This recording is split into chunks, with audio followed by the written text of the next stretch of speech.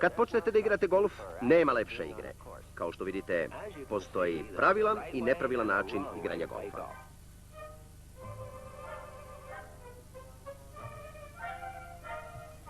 Pogledajte eleganciju sa kojom se izvodi udarac.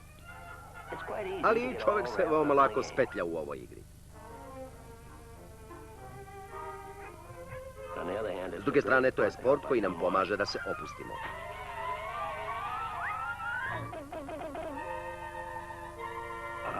Sada ćemo vidjeti početni, najvažniji udarac.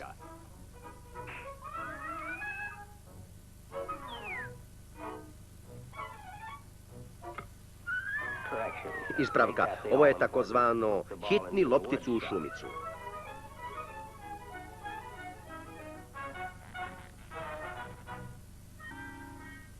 Naravno, pravi igrač golfa igra tamo gde je loptica pa kut puklo, pogotovo ako vas neko gleda.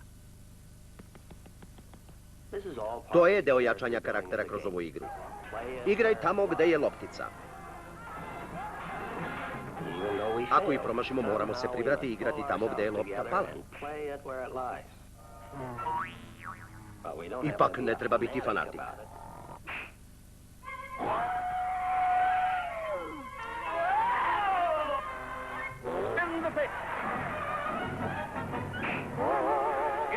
Jaka lopta prema trećoj bazi.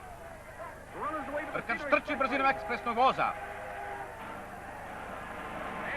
Bezbedno je stigao do prve.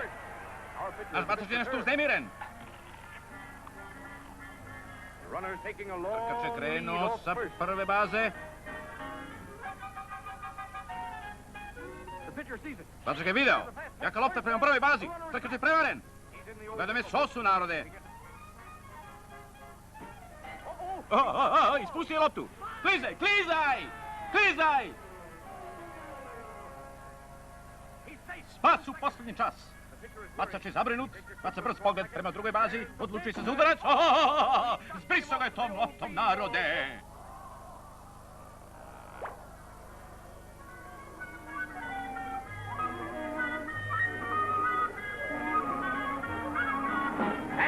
Udarač ima slobodan put do prve baze. Dobije znak i ponovo baca. Udarač se odlučuje za blag udarac. To je sasvim kratka lopta. Udarač kreće za njom. Bacač i treći trkač deluju potpuno sinhronizovano. Biće to sasvim lako, pazite! Dajte loptu! Prve, baci!